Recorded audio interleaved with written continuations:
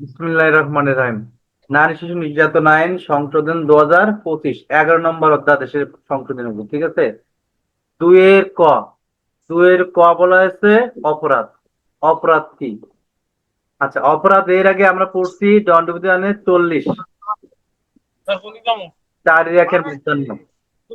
একই জিনিস, যে কাজ আইনে মানে আইনে করতে বলা হয়েছে সেটা না করা, আর যেটা করতে বলা হয়েছে সেটা থেকে বিরত থাকা হচ্ছে অপরাধ। অর্থাৎ আইন বহির্ভূত কোনো কাজ করলে শাস্তি আছে, এটা হচ্ছে অপরাধ। আর আইন অনুযায়ী যেটা করলে সেটা অপরাধ নয়।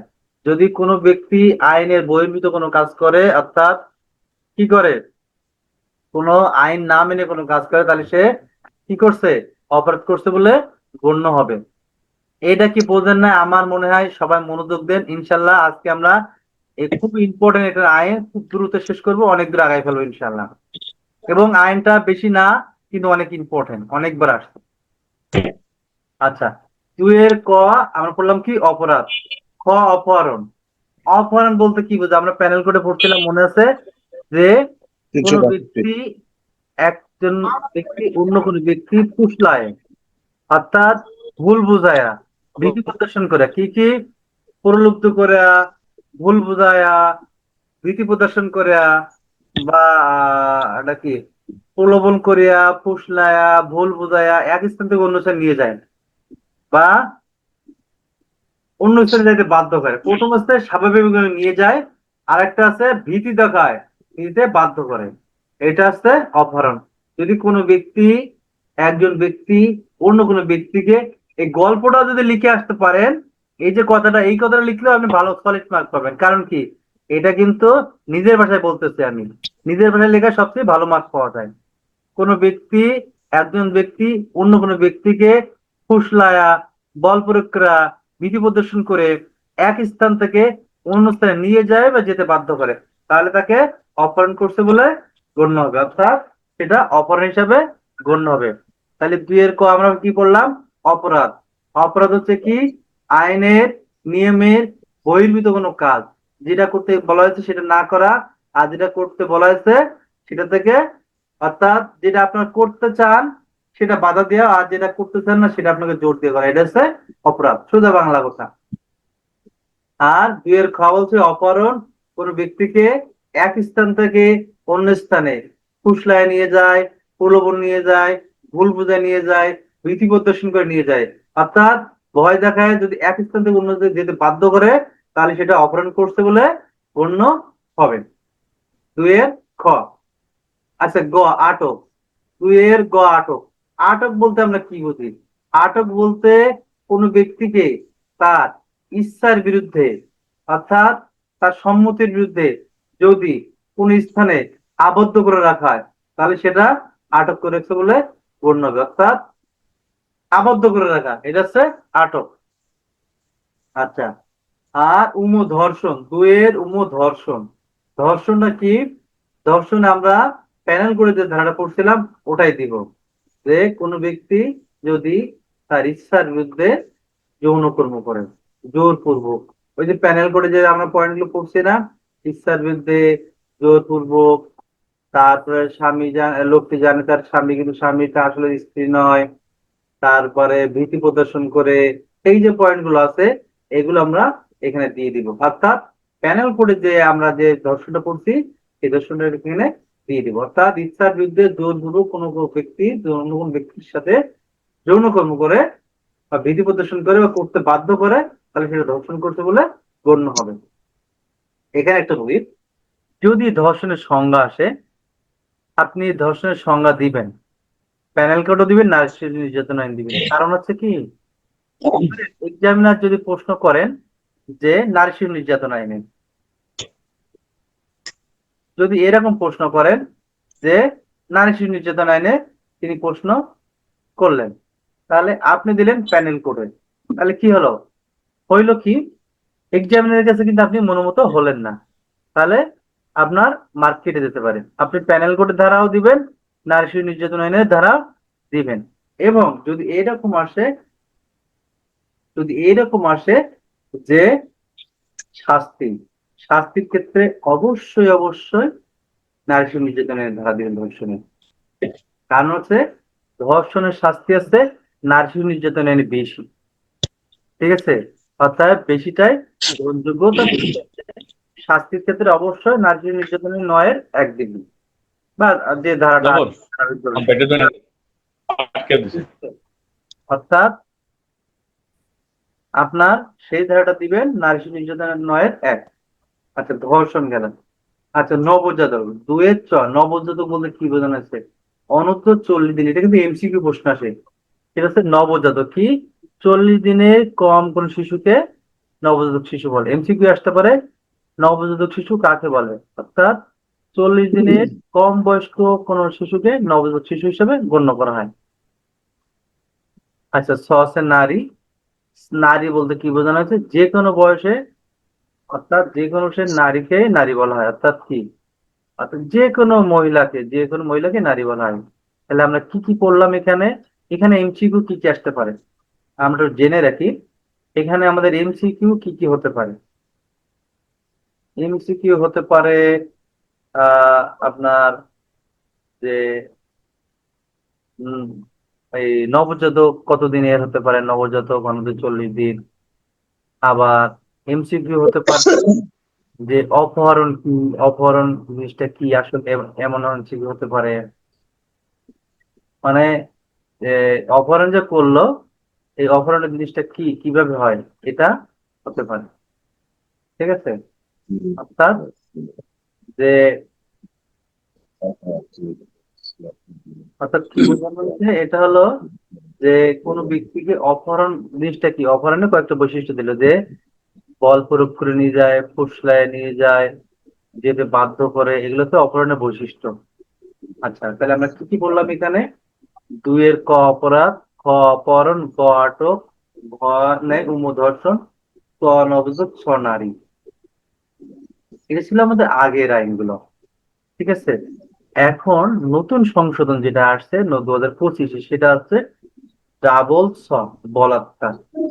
আচ্ছা, বলাৎকার বলার আগে আমরা একটু উদাহরণ দেই।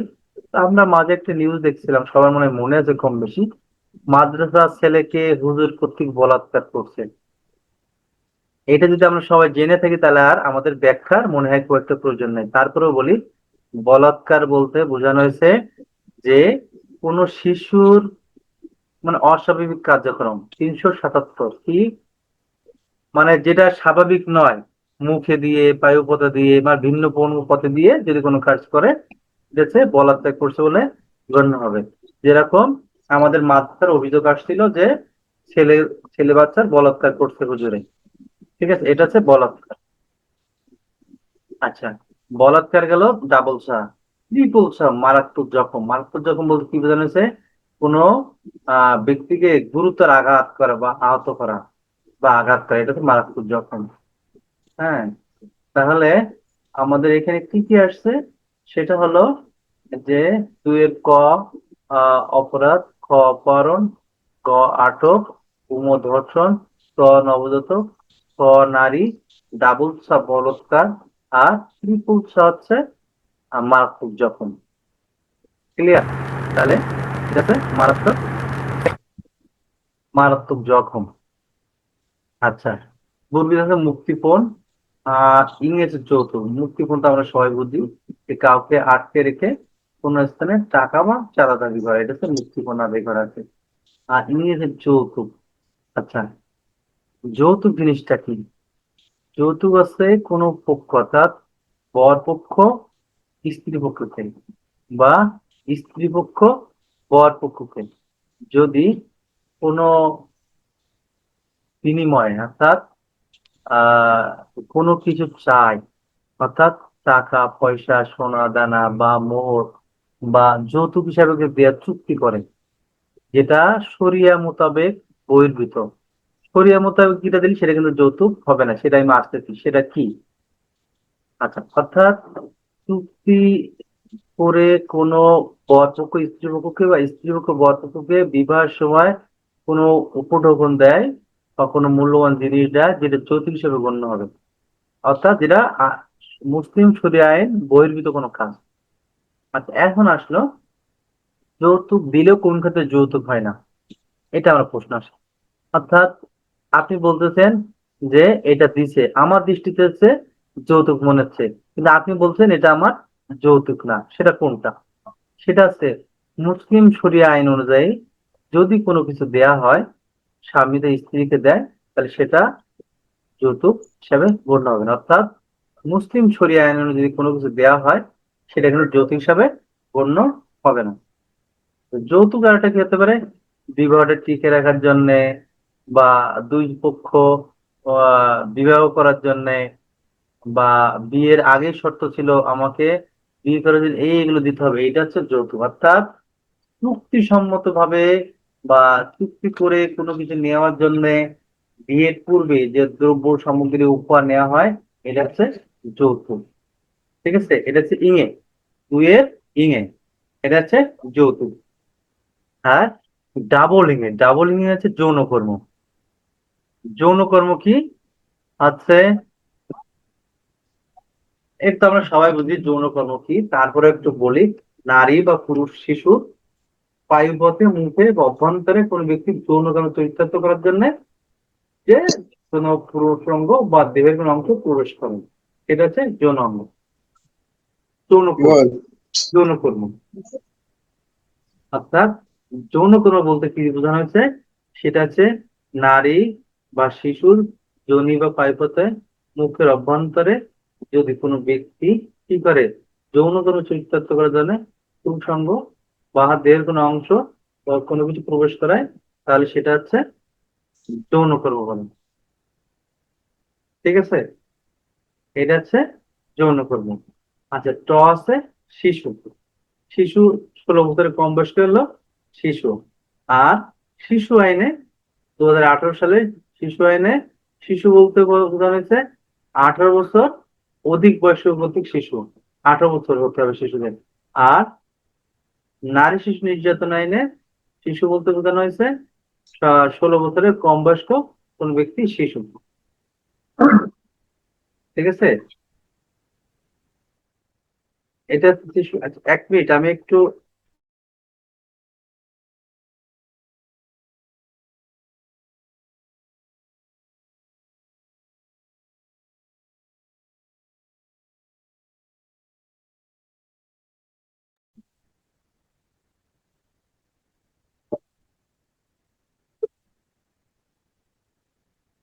তাহলে আমরা কি কি পড়লাম? আমরা পড়লাম 2 এর ক অপরাধ, খ অপহরণ, গ আটক, ঙ ধর্ষণ, ত নবজাতক, খ নারী, গর্ভিতা মুক্তি, ডাবল ছা বলাৎকার, তৃতীয় ছা মারাত্মক জখম, গর্ভিতা মুক্তিপণ, ইংয়ে যৌতুক, ট শিশু। শিশু কত বছর? 16 বছরের কম বয়স্ক ক্ষেত্রে শিশু। এগুলো আছে আমরা বললাম সংজ্ঞা। আচ্ছা, 4 ধারা। 4 ধারা কি বলা আছে? 4 ধারায় সংশোধন হয়েছে, আগে যে ধারাটা ছিল সেই ধারাটাই আছে, খালি শাস্তিটা পরিবর্তন হচ্ছে। ঠিক আছে, খালি শাস্তিটা পরিবর্তন হয়েছে। অর্থাৎ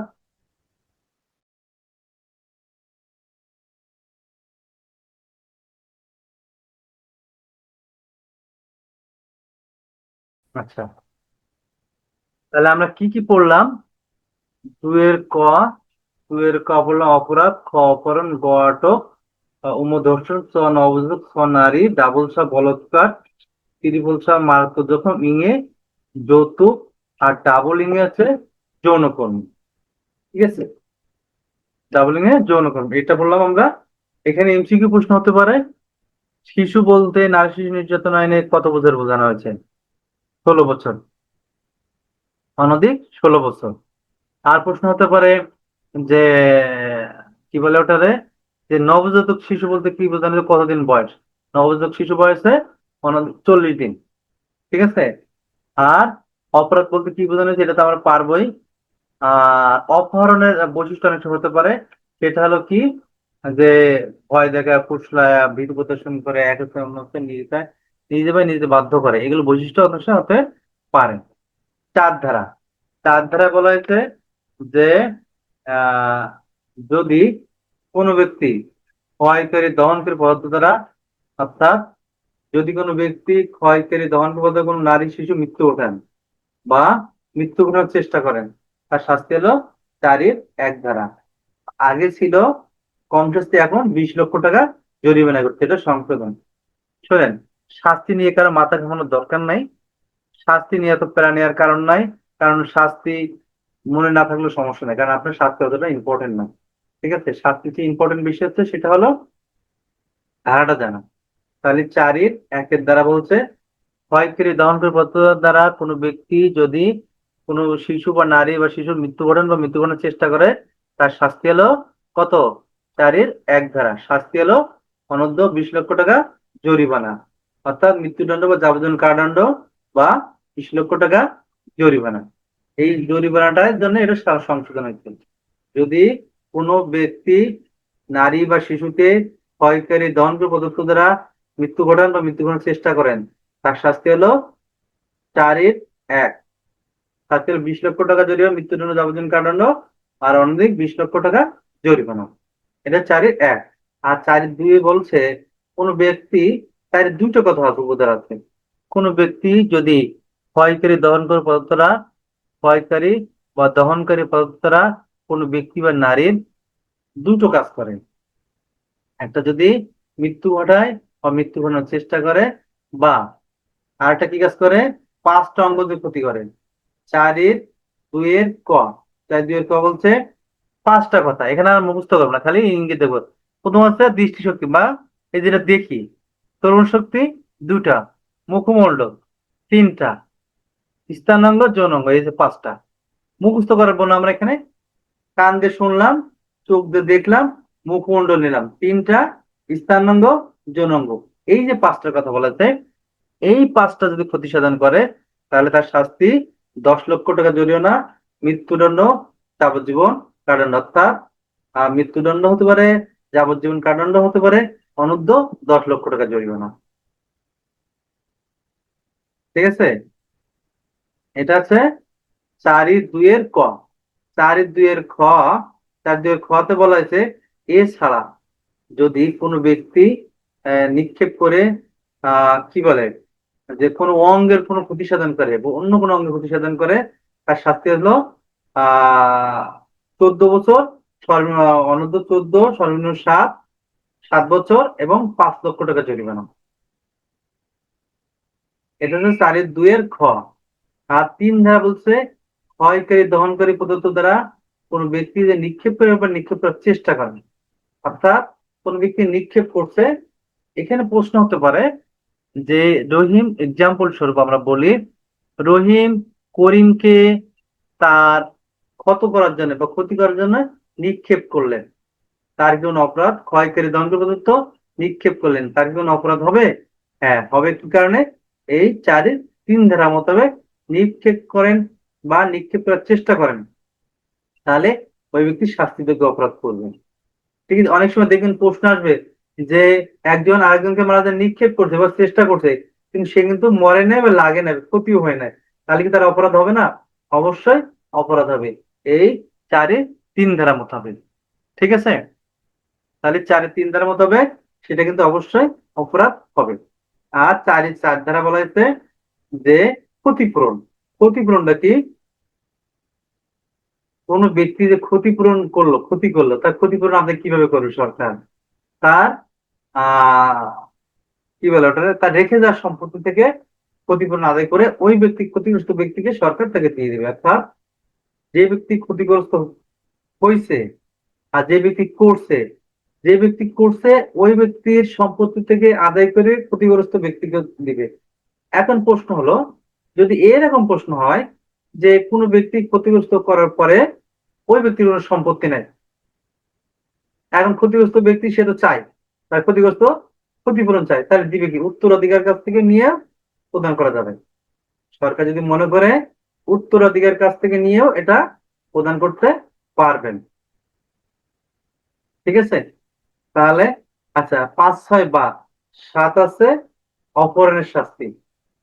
যদি কোনো ব্যক্তি অন্য কোনো ব্যক্তিকে অপহরণ করে, অপহরণ তো আমরা সবাই বুঝি কি, অপহরণের সঙ্গে তো আগেই পড়ে আসছি, যে কোনো ব্যক্তিকে এক স্থান থেকে অন্য স্থানে নিয়ে যায়, কি অপরাধ সংগঠনের উদ্দেশ্যে ব্যতীত, অর্থাৎ অপহরণ তো আমরা সবাই বুঝি, এক স্থান থেকে অন্য স্থানে নিয়ে যায় তার অপরাধ কার্যক্রম সম্পাদনের লক্ষ্যে, অর্থাৎ উম তারে ভয় দেখায় নিয়ে যেতে পারে, প্রদর্শন ছাড়া নিয়ে যেতে পারে, বা তার উদ্দেশ্য সাধন করার জন্য প্রলোভন দেখায় নিয়ে যেতে পারে, বা ভীতি প্রদর্শন ছাড়া অন্য কোনো ভাবে ফুসলায় নিয়ে যেতে পারে। এটা হচ্ছে অপহরণ। অপহরণের শাস্তি হলো 7 ধারা। আচ্ছা, 8 ধারা আছে মুক্তিপণ আদায়ের শাস্তি, অর্থাৎ কোন ব্যক্তি অন্য কোন ব্যক্তিকে মুক্তিপণ আদায়ের উদ্দেশ্যে যদি কি করে, আহ আটকায় রাখে বা আদায় কি বলে, আটকায় রাখে কোনো স্থানে, অর্থাৎ মুক্তিপণ না দিলে তোমাকে ছাড়বো না, বা আপনার ছেলেকে বা মেয়েকে বা আপনার জিনিসটাকে আমি ছাড়বো না, এত টাকা দাবি করি, 5 লাখ টাকা দিতে হবে, 5 লাখ টাকা পাঠায় দেন, 5 লাখ টাকা যদি না দেন তাহলে একে আমরা ছাড়বো না। এই যে আটকায় রাখলো, এটা হচ্ছে মুক্তিপণ আদায়ের শাস্তি। কোনো ব্যক্তি যদি এমন আটকায় রাখে তার শাস্তি হবে 8 ধারা। ঠিক আছে, তাহলে আমরা আজকে কি কি পড়লাম একটু রিভিশন দেই। প্রথম পড়লাম সংজ্ঞা, 2 এর ক অপরাধ, খ অপহরণ, গ আটক, ঙ ধর্ষণ, চ নবজাতক, খ নারী, ভূমিকা মুক্তিপণ, ইংয়ে যৌতুক, আহ আহ, ইংয়ে যৌতুক, আর ট শিশু। আর সংশোধনে কি কি পড়লাম, ডাবল ছা বলৎকার, ত্রিপল ছা মারাত্মক জখম, ডাবল ইংয়ে যৌনকর্ম। ঠিক আছে, এটা তাহলে আমরা সংজ্ঞায় সংশোধন কি কি পেলাম, সংজ্ঞায় সংশোধন পেলাম ডাবলসা, বলৎকার, ত্রিপলসা মারাত্মক জখম, আর ডাবলিং এ যৌনকর্ম। এটা হচ্ছে নতুন সংশোধন। আচ্ছা, 2 এর পর 3 গেল, 4। 4 দ্বারা বললাম কি, ক্ষয়কারী দহন করে প্রদত্তরা কোন ব্যক্তি যদি মৃত্যু ঘটন বা মৃত্যু চেষ্টা করে তার শাস্তি মৃত্যুদণ্ড বা যাবজ্জীবন কারাদণ্ড, 20 লক্ষ টাকা জরিমানা। 4-এর 1। 4-এর 2 বলা হচ্ছে ক্ষয়কারী দহন করে প্রদত্ত দ্বারা কোন ব্যক্তি যদি 5টা অঙ্গের কথা যে বললাম, শ্রবণ মানে শ্রবণ শক্তি, দৃষ্টিশক্তি, মুখমণ্ড 3টা, যৌনাঙ্গ, স্থানাঙ্গ, এই যে 5টা যদি প্রতিসাধন করে তাহলে তার কি শাস্তি, তার শাস্তি হলো 10 লক্ষ টাকা জরিমানা, মৃত্যুদণ্ড বা যাবজ্জীবন কারাদণ্ড। অর্থাৎ মৃত্যুদণ্ড বা যাবজ্জীবন কারাদণ্ড হতে পারে, 10 লক্ষ টাকা জরিমানাও হতে পারে। এটা হচ্ছে 2-এর ক। আর খ দ্বারা এছাড়া অন্য কোনো অঙ্গ বা গ্রন্থ ক্ষতিকারণ করা, অন্য অঙ্গ বা গ্রন্থের ক্ষতিসাধন করার শাস্তি হচ্ছে 4-এর 2-এর খ। আচ্ছা, 83 সাথে 5 লক্ষ টাকা জরিমানা, অনাধিক 14 বছর, আর সর্বনিম্ন 7 বছর কারাদণ্ড, অর্থাৎ সশ্রম কারাদণ্ড, অর্থাৎ 5 বছর 14, সর্বনিম্ন 7, আর 5 লক্ষ টাকা জরিমানা। এটা হচ্ছে 2। আর 3 হচ্ছে কোনো ব্যক্তি যদি নিক্ষেপ করেন বা নিক্ষেপ করার চেষ্টা করেন, অর্থাৎ নিক্ষেপ করছেন গায়ে লাগে নাই, তবু কিন্তু শাস্তির বিধান আছে। অর্থাৎ ক্ষয়কারী দহন বলতো বিষাক্ত পদার্থ আপনি ছুটছেন কিন্তু লাগে নাই, পাশে পড়ছে, তবু আপনি শাস্তিযোগ্য অপরাধ করছেন। কত, 7 বছর, 5 বছর, 7 বছর, সর্বনিম্ন 3 বছর, 5 লক্ষ টাকা অর্থদণ্ড দণ্ডনীয় হতে পারেন। তাহলে আমরা প্রথম কি বললাম, প্রথম 20 লক্ষ টাকা, তারপরে 4-এর 2-এর ক 10 লক্ষ টাকা, আর খ 5 লক্ষ টাকা, 3 আছে 5 লক্ষ টাকা, আর 4 হচ্ছে কোনো ব্যক্তি যে ক্ষতি সাধন করলো, এই ক্ষতি সাধন করার পরে তার ক্ষতিগ্রস্ত ব্যক্তি তার ক্ষতিপূরণ পাবেন, তার সম্পত্তি রেখে যাওয়ার থেকে তিনি ক্ষতিগ্রস্ত সম্পত্তির টাকা পাবেন।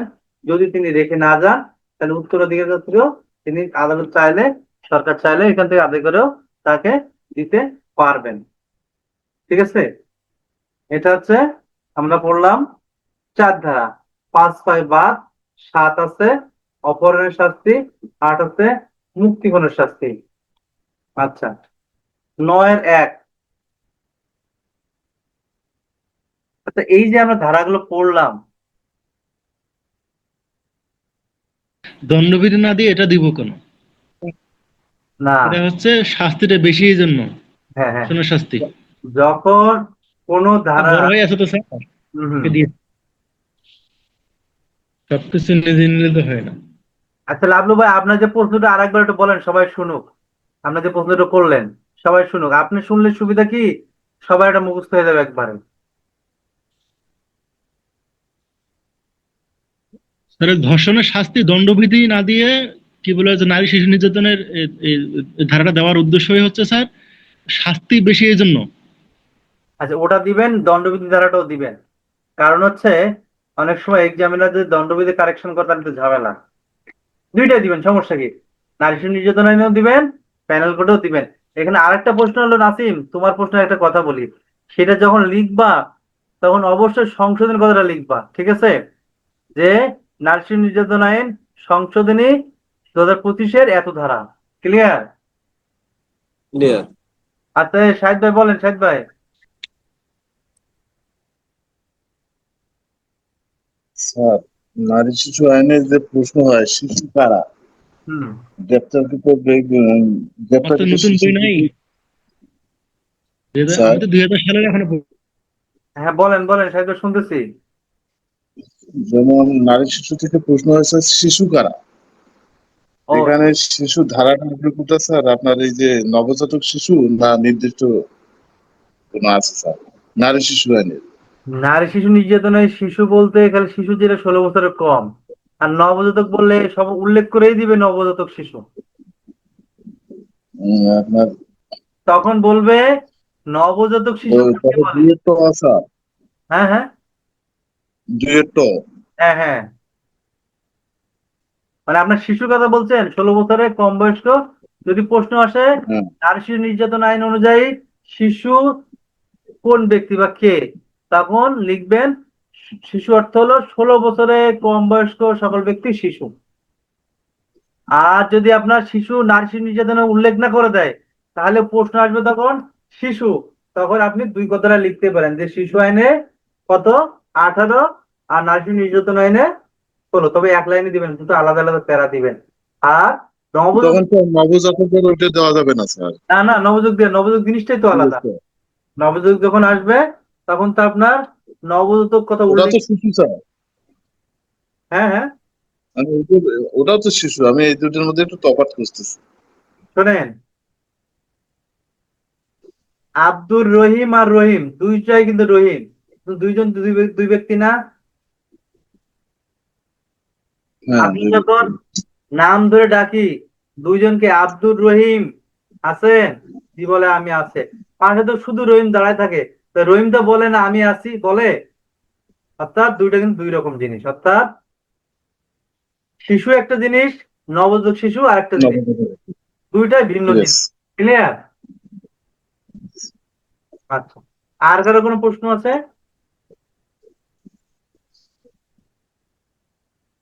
আচ্ছা, আরেকটা জিনিস বলি, সেটা হলো যখনই আপনারা পড়বেন, যখনই সংশোধন কথাটা লিখবেন, অবশ্যই অবশ্যই কি করবেন, সংশোধনী কথাটা উল্লেখ করতে হবে। অর্থাৎ যে 2025 সালের সংশোধনী কথাটা অবশ্যই অবশ্যই উল্লেখ করতে হবে। ক্লিয়ার? আচ্ছা, আমরা আরেকটু আগাই নাকি? আচ্ছা, একটু কার্যবিধিতে যাই। কার্যবিধিতে গেলে